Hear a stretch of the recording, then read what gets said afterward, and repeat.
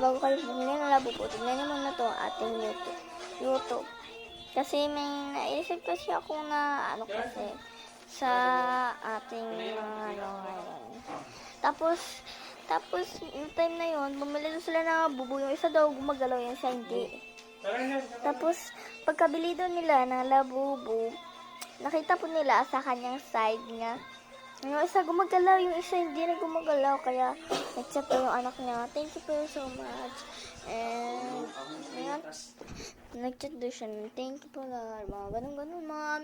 Yung ba yung letter yun po yung sin-search niya. Tapos yung mga ating yun, isang hindi natin po naranasan yung mga toys ng anak natin. At saka to po, mga 3 days na ata yung tita niya po, nagsabi daw na magsimba daw sila kasama yung mga laruan nila at sila din po magsimba. Tapos, natin na nagsimba, hindi na yung gumagalaw sila dalawa. Tapos, ingat kayo guys sa mga toys natin ngayon ha.